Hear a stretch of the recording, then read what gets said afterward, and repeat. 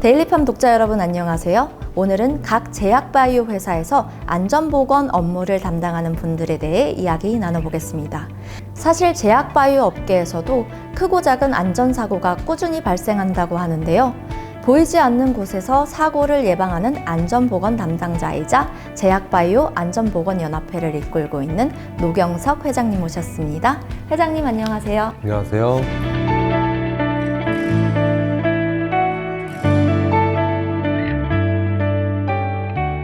먼저 독자 여러분께 간단히 소개 부탁드립니다. 네, 저는 동아제약에서 안전과 보건 업무를 담당하는 노경석이라고 합니다. 아울러 현재 제약안전보건연합회 회장을 맡고 있기도 합니다. 이렇게 함께하게 되어 반갑습니다. 네, 반갑습니다. 먼저 여쭤보고 싶은 게 사실 제약바이오 산업의 경우 다른 산업이나 제조업과 비교해서 안전사고나 재해가 많지 않은 것처럼 보이거든요. 실제로 뉴스로 전해지는 소식도 많지 않은 것 같고요. 실제로는 어떤가요? 네, 제약바이오 기업은 GMP라는 엄격한 기준 아래에서 사업을 영위하는 산업이다 보니 건설이나 화학, 조선, 철강 산업 등에 비하면 상대적으로 안전사고나 재해 발생 위험이 낮은 것은 사실입니다. 그러나 사고 발생 건수가 적다고 해서 결코 안전하다고는 할 수 없습니다. 제약회사마다 다소 차이는 있겠지만 물류 작업 시 지게차나 화물 자동차와의 충돌 사고가 있을 수 있겠고요. 기계나 기구에 끼이거나 부딪히거나 추락하는 사고도 발생할 수 있습니다. 특히 연구실이나 공장에서는 유해 위험물 등 위험물 사용을 많이 사용하는데요. 이 과정에서 화재, 폭발, 중독, 질식, 화상사고 등이 발생할 우려도 적지 않습니다.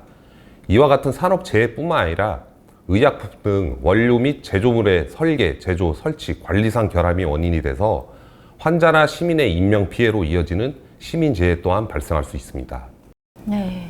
실제로 업계에 알려진 주요 안전사고 사례가 있다면 설명 부탁드립니다. 네, 여기서 직접 기업의 이름을 언급하기는 건 적절하지 않아 보이지만 당장 지난달만 해도 지방에 위치한 모 제약회사의 공장에서 화재 사고가 발생했습니다. 화재가 완전히 진압되는 데만 13시간이 걸릴 정도로 큰 화재였습니다. 지난 2022년과 2023년에도 모 제약회사 공장에서 각각 화재가 발생했습니다. 안타깝게도 2022년 사고에선 근로자 1명이 사망하기도 했죠. 최근 3년만 놓고 보면 매년 한 건씩 제약회사 공장에서 화재 사고가 발생하고 있는 셈입니다. 보통 뉴스로는 대규모 큰 규모의 사건 사고가 전해지다 보니 작은 안전사고들은 잘 알려지지 않는데요. 얼마 전에는 한 제약회사의 공장에서 전기 배전반 점검 중에 감전 사망 사고도 발생한 것으로 파악하고 있습니다. 또 한 가지 말씀드리고 싶은 게 사실 안전사고라고 하면 공장에서 발생하는 것으로 생각하기 쉬운데요. 제약회사의 경우에는 제품에 들어가 있는 불순물이나 발암물질이 환자나 시민에게 피해를 입히는 경우도 안전사고의 범주에 들어간다고 봐야 합니다. 가깝게는 최근 일본에서 고바야시 제약이 생산한 붉은 누룩을 주성분으로 하는 건강기능식품을 섭취하고 시민 다수가 사망하는 사고가 발생했습니다. 이러한 경우도 제약회사의 안전보건 사고라고 할 수 있겠죠. 네. 뉴스로 전해지는 큰 사고 외에도 알려지지 않은 수많은 사고가 꾸준히 발생하고 있다는 말씀이네요. 그렇다면 혹시 제약바이오 업계에서 발생하는 안전사고와 관련한 통계가 있나요? 네, 아쉽게도 현재까지는 없습니다. 고용노동부에서 공식적으로 집계에 발표되는 제약바이오 기업별 통계 자료는 없고요. 대신 제조업이나 건설업 등 업종별 통계 자료는 정기적으로 발표되고 있습니다. 그 외의 통계 자료는 제약바이오 회사 개별적으로 사고 사례들을 정리해서 데이터를 관리하고 있는 것으로 알고 있습니다. 아무래도 제약바이오 업계 안전사고에 본격적으로 관심을 기울이기 시작한 게 사실 중대재해처벌법 시행 때문인 것 같은데요. 이 법에 대해서 간단히 설명 부탁드립니다. 네, 중대재해 처벌 등에 관한 법률은 말 그대로 중대재해를 예방하기 위해 제정된 법입니다. 2022년 1월 27일부터 50인 이상 기업을 대상으로 시행이 됐고요.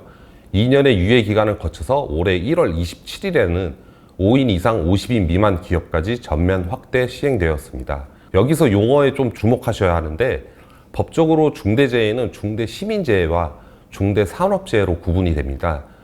중대산업재해는 상시 근로자 5인 이상 기업에서 근로자가 1명 이상 사망하거나 2명 이상 부상 또는 3명 이상 직업성 질병이 발생하는 재해를 의미합니다.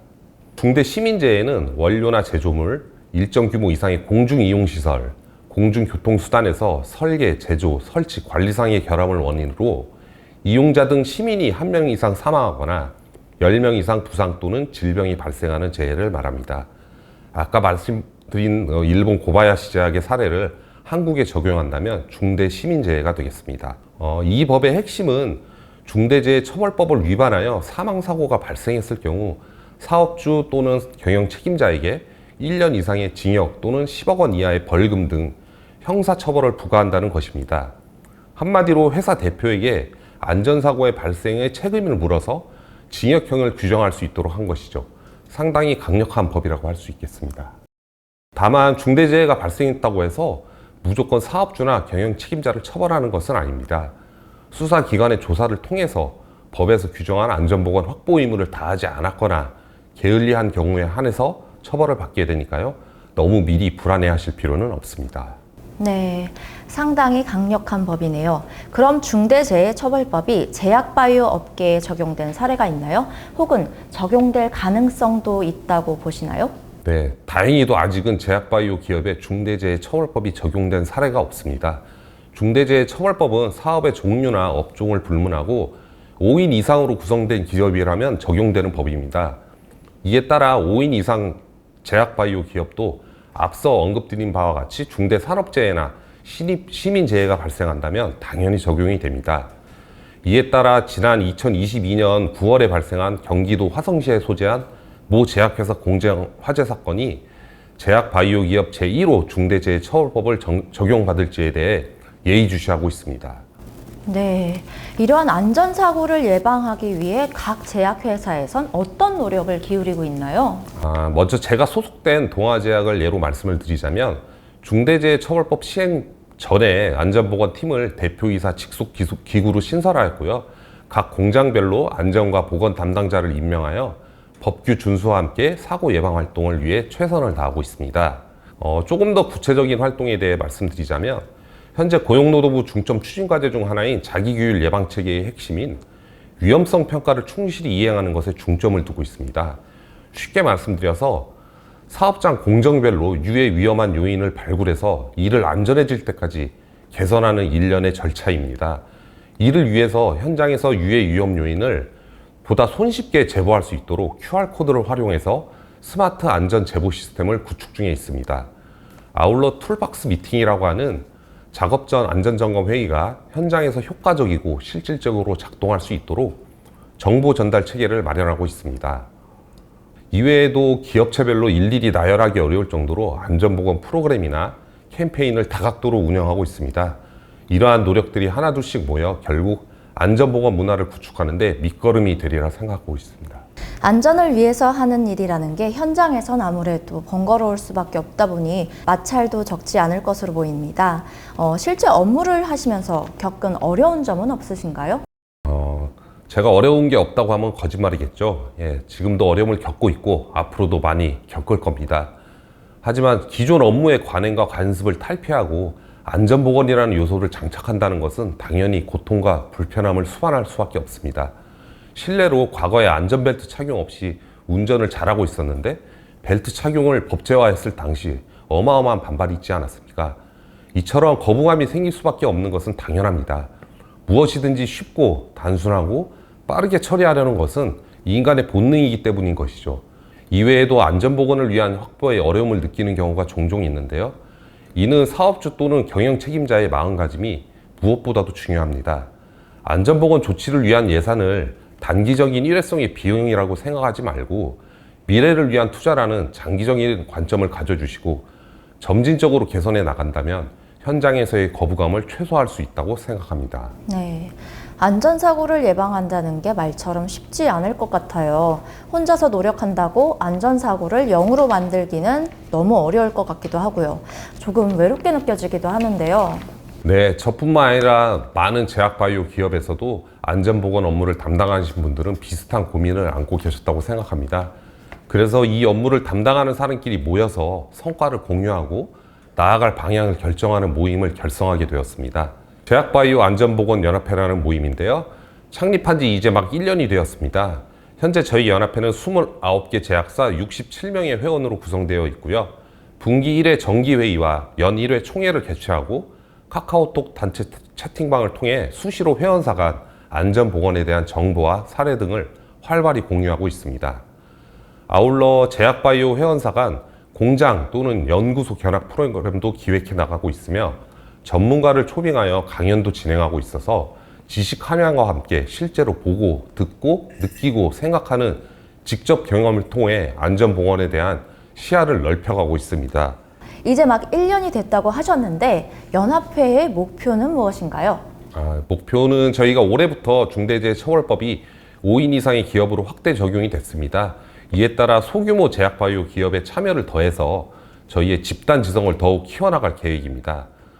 저희 연합회는 제약바이오 기업 임직원의 생명과 건강을 지키기 위해서 총력을 기울이고 임직원들께서 보다 안전하게 근무할 수 있는 환경과 문화를 조성하는 데 도움을 주는 단체가 되는 것이 궁극적인 목표입니다. 그 누구보다도 중대재해 예방을 위해 체계를 갖추고 법정 의무사항을 이행한다는 것은 참 어려운 책무라는 것을 이미 경험하여 알고 있습니다. 이에 저희 연합회의 축적된 지식과 노하우를 공유하여 최대한 많은 제약바이오 기업의 안전보건 관계자분들께 조금이나마 도움이 되고자 합니다. 연합회와 함께 제약바이오 업계의 안전사고를 막기 위해 마지막으로 말씀 부탁드립니다. 마지막이라고 하니까 많이 아쉬운데요. 네, 인간은 실수하고 기계는 고장난다라는 명제를 항상 마음속에 새기고 우리가 통제할 수 없는 사고에 대해 미리 걱정하고 불안해하기보다는 통제할 수 있는 사고 예방 활동을 차근차근 실천해 나갔으면 합니다. 안전보건은 인간이라면 누구나 소중하게 생각하고 중요한 것이라고 생각하는 보편적인 가치입니다. 이처럼 가치 있는 일은 절대 쉽사리 저절로 이루어지지 않습니다.